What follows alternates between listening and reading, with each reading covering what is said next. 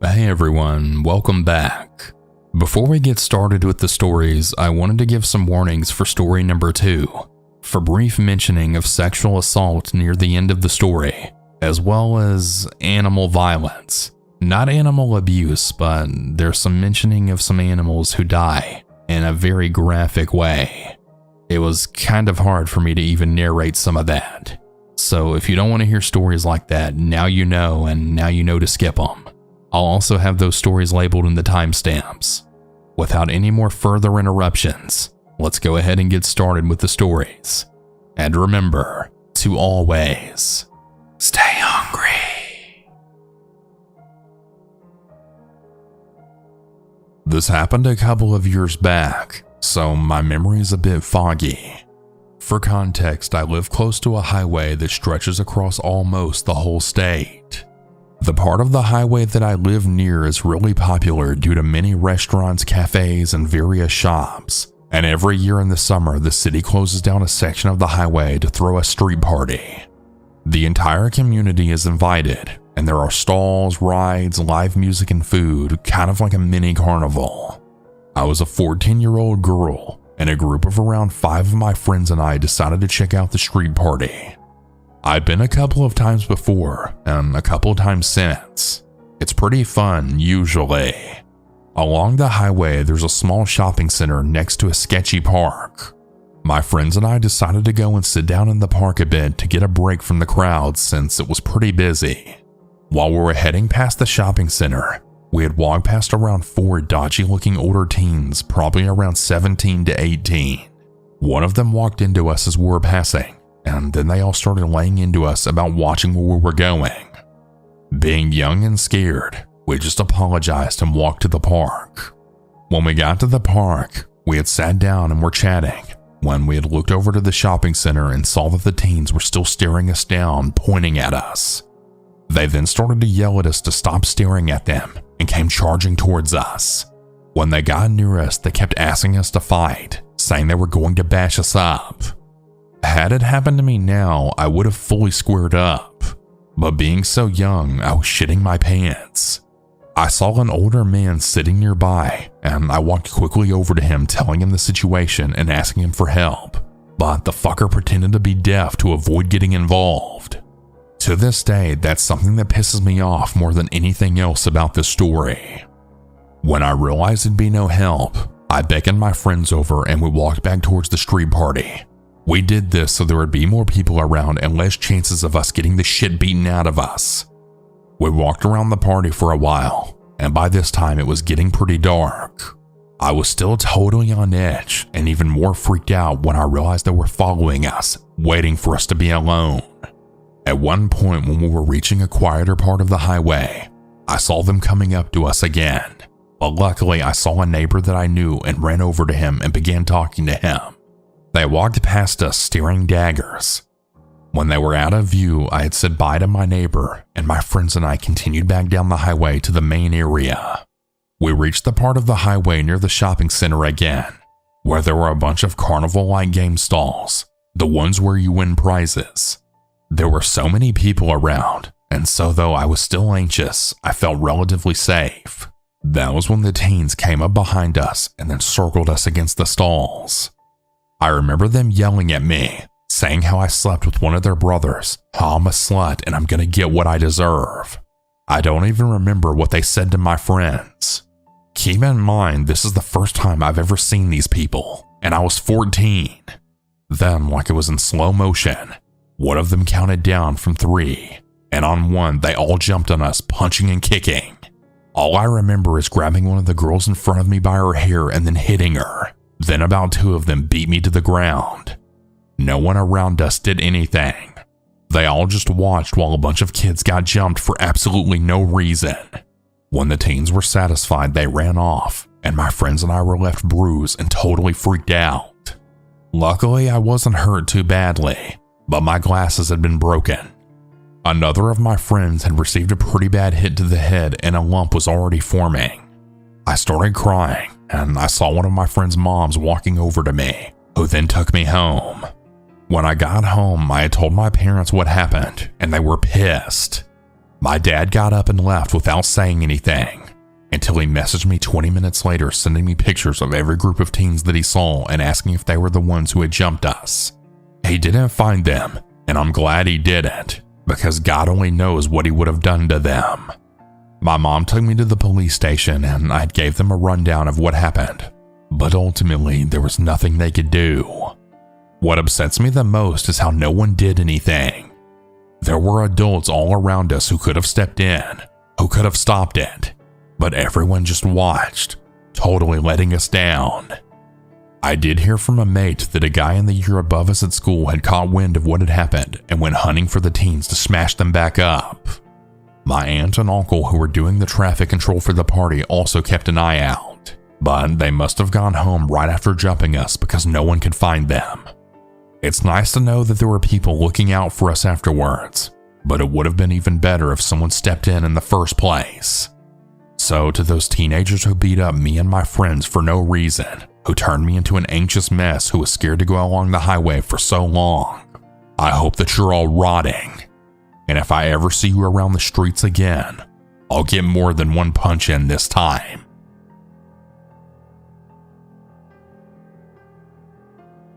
This is a recollection of the weirdest night of my life, where both the universe and my gut was screaming no and I continued to ignore it. But by some twist of fate, I had made it out without being harmed. A little backstory first. I was freshly 18 and female. One day on Facebook, I had received a message and friend request from someone who we'll call Kurt. The message was simply complimenting me on my recently updated X-Files Facebook banner. When I saw who exactly Kurt was, I was surprised but intrigued. Kurt was in a relationship with the ex of my at the time partner's ex. We'll call her Courtney, and she was also 18, but that's a whole other story. But for time's sake, it was a weird connection and really interesting that Kurt was poking at me, as he definitely knew who I was to some degree. Kurt was 25 years old, but being very freshly 18, I didn't think it was weird that this 25-year-old man was so eager to seek me out as a friend.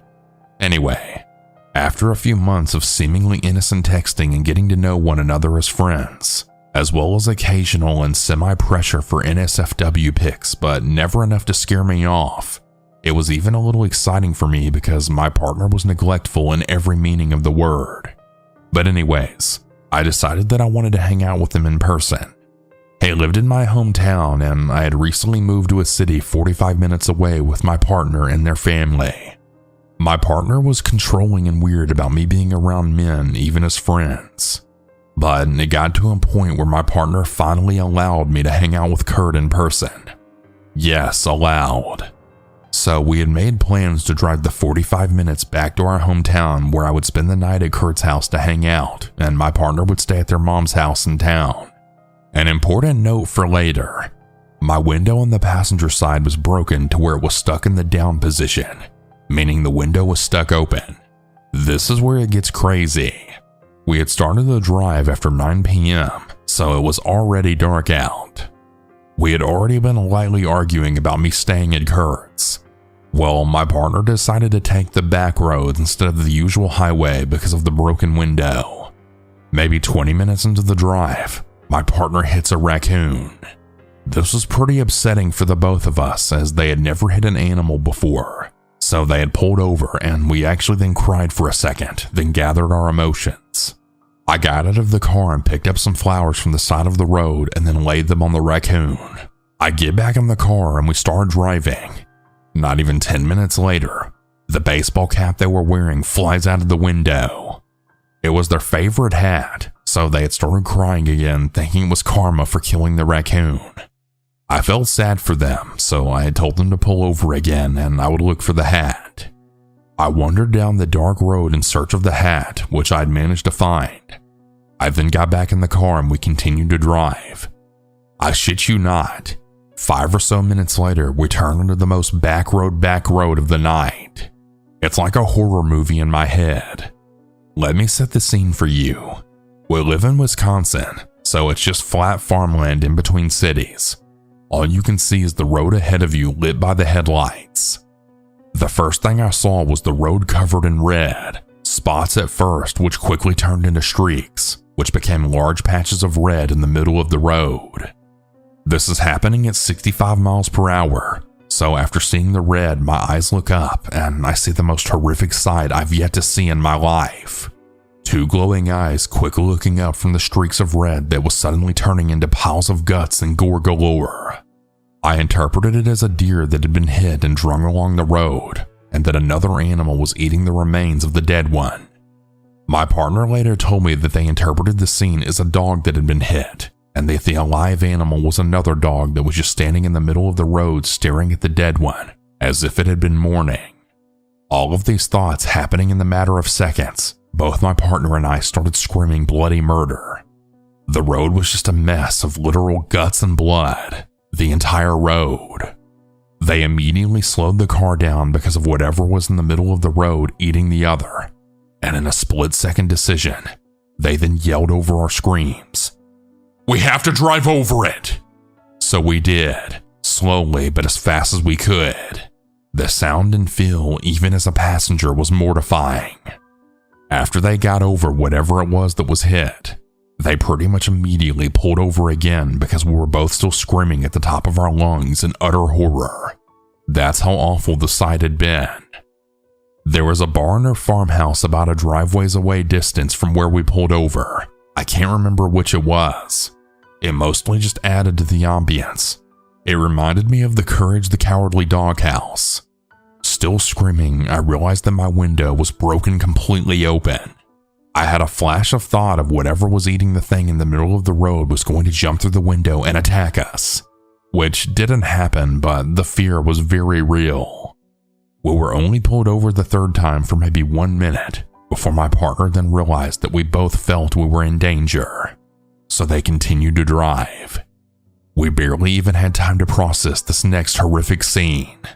I'm not going to get into the details because it was very graphic, but we basically saw 4 to 6 dead animals on the ground, and it was gory. We had to swerve to not hit the ones that were still barely alive. We're both practically hysterical at this point, so we just keep on driving. Only being less than 10 or 15 minutes away from our destination, we keep going. We finally arrive at my partner's mom's house, the first stop before my partner drives me to Kurt's house. My partner asks me to not sleep over at Kurt's, but I refuse to cancel because I'd already been forced to so many times. We enter their mom's house and their mom and brother are there.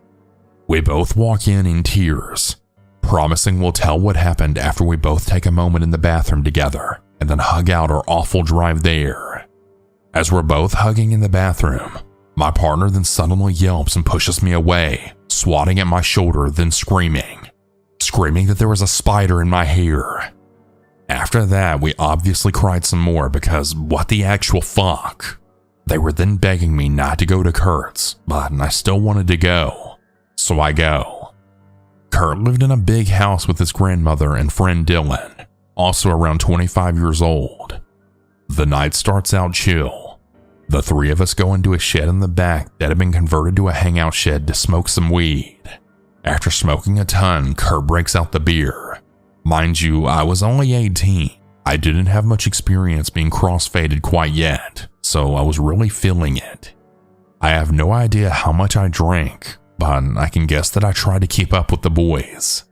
I remember that I started to feel nervous when another one of Kurt's buddies had stopped by, who was a much older grown man, probably in his early 40s. He was giving me weird vibes, and it must have shown because Kurt assured me that he was cool. That's when the man also noticed I was uncomfortable, and they all started teasing me about it, asking me, "How old are you again?" That was when I started to feel major red flags. My memory of this part of the night is a little spotty. Somehow the conversation shifted and the man eventually left. It was pretty late at this point, probably past midnight, so I asked if we could go to sleep. Dylan agrees and we all go inside. Kurt makes a point to tell me that we don't have to worry about being loud inside the house because his grandma wears hearing aids and was asleep already. Since it was such a big house, I figured I'd sleep on the couch or in the guest room. He had gave me a tour of the house when I got there.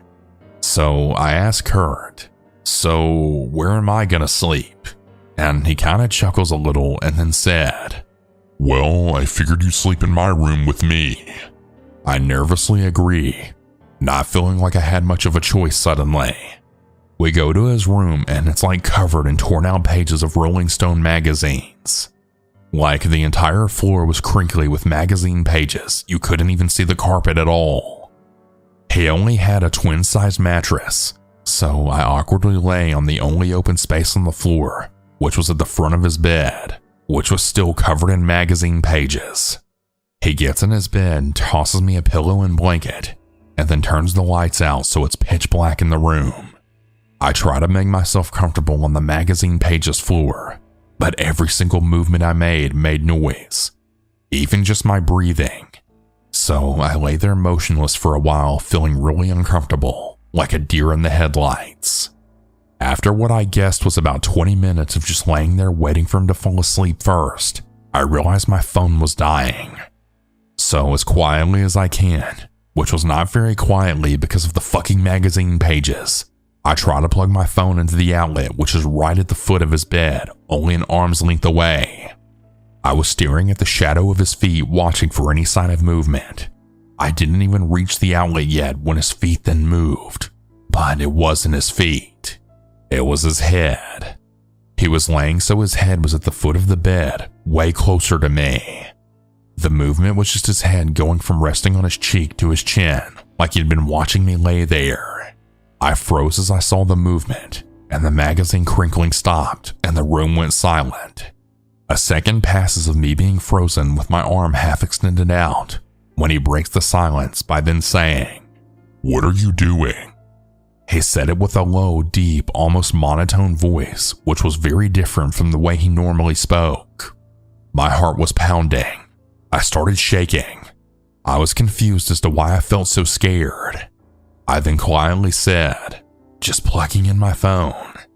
I quickly plug it in and lay back down, my eyes never leaving the shadow of his head. He said nothing after that. He didn't rest his head back down on his cheek, didn't even move. Seemingly, he was just staring at me with his head in the same position. I remembered what he said about his grandma, knowing Dylan slept in the basement and we were on the 3rd floor. My brain couldn't even fathom what exactly I was afraid was going to happen to me. I remember thinking that I just wasn't going to sleep for the night. I couldn't tell you how long we laid there like that, but I did eventually fall asleep, and before I knew it, it was morning and Kurt was already awake sitting up in his bed. With the sun returned to normalcy, I realized I was just being paranoid the entire night and that Kurt would never actually want to hurt me. We smoked a goodbye joint, and my partner picked me up asking with a cold shoulder if I had a nice night. I didn't tell him what happened because nothing did happen. A few months passed and I ended up also befriending Courtney, the girl Kurt was dating that was the ex of my partner's ex, and eventually they broke up. At first, Courtney told me that she still wanted me to be friends with Kurt because he needed someone like me in his life.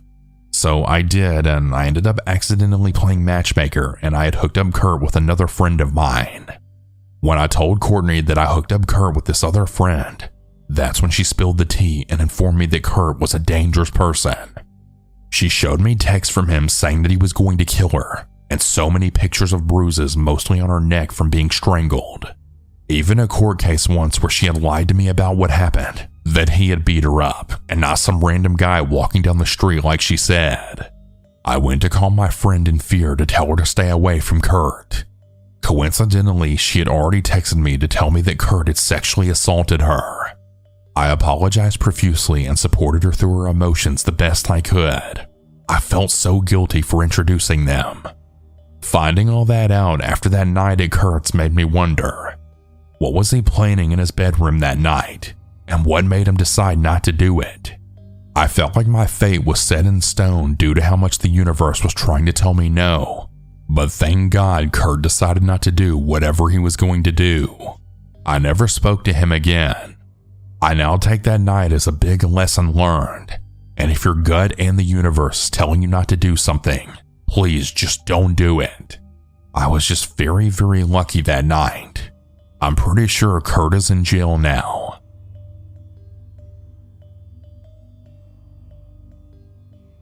I live in the US, but my family heritage is from Jamaica. I have a bunch of uncles and aunties over there, as well as cousins and family friends. My mom and dad and I always visit in the summer every year, and have done since I was a kid. I'm 17 now, but this happened when I was 14. I was excited to visit as this is a trip I always looked forward to.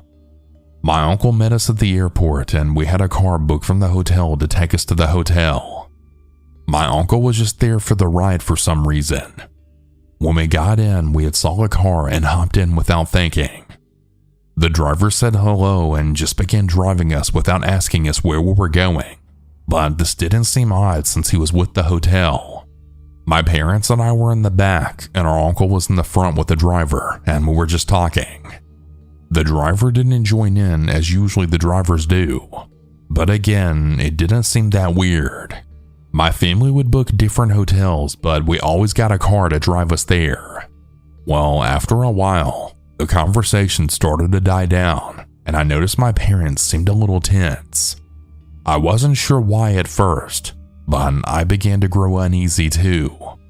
We had been driving for an hour, and we were on some back dirt roads with no signs or anything. My parents kept exchanging worried glances, and my uncle was trying to engage the driver in conversation, to which he was ignored. The car ended up silent, and I remember looking for my phone in my cardigan pocket because I was nervous, but I knew we wouldn't have signal up in these roads. Eventually, my uncle straight up demanded where the fuck we were, but the driver just hushed him. It wasn't aggressive, but something about it made my uncle not push any further, and my uncle isn't exactly the shy type. A short while later, the driver began to slow down, and I stared at my parents who were both staring at me tight-lipped. My uncle was shifting in the back seat, and a horrible feeling of dread filled my stomach. The car stopped, and there was a log or something in front of it. The driver got out and moved it, and then hopped back in the car and continued to drive really slowly. He was only out of the car for like 2 minutes, but when he left, I had pulled out my phone, and sure enough, no signal. My parents did the same thing to the same result. My uncle said we should get out of the car and make a run for it, but we didn't because we were too afraid. Besides, we didn't even know where we were, and the roads were so scary that it seemed safer to be in the car, as crazy as that sounds. The driver kept going slow before he had slowed to a stop. I felt sick because there was about 10 men all standing around with their own cars in front of us. I felt like I was going to shit myself when the driver got out of the car and one of the guys approached him. The men were looking in the car, and I was scared they would kill us. The driver moved forward, and all of the men walked towards him. I don't know what happened, but the driver turned around and walked back to his car like nothing was going on. He proceeded to wave at the men and drive back slowly, till he'd reached a point in the road where he could turn and begin driving forward again. The atmosphere was thick in the car, and we were all confused, terrified, and hopeful. We continued driving in agonizing silence out of the back roads back to the more populated areas and finally to the hotel. When we arrived, the driver said nothing, and we all flew out of that car like it was molten lava on the seats. I felt like I'd escaped from a shitty horror movie. I shat my guts out in the hotel bathroom the second I got in there. I even stripped off and jumped in the shower because I was sweating so badly. My parents were furious once the fear subsided and they complained to the hotel, but they were pretty useless. My uncle kicked up a storm and they assured us they would speak to the driver, but we have no idea if they ever did or not. The entire trip was a little marked by that incident. My uncle wanted us to stay with him, but my parents didn't want our money going to waste. After that year though, we never used that same hotel again, and we actually did end up staying with my uncle on subsequent visits after this. I don't know what that driver was doing, but he literally made me shit myself in fear. I'm just glad it wasn't us anyone was after. The back roads in Jamaica are pretty dangerous, so it was a pretty terrifying experience. I'm just glad I made it out all right. Hey everyone. That's about it for today's stories. If you have your own story that you would like to send, you can send it in at southerncannibal.com, or you can email it at southerncannibal.stories@gmail.com. I look forward to telling your story. Have a good night or good day, everyone. And remember to always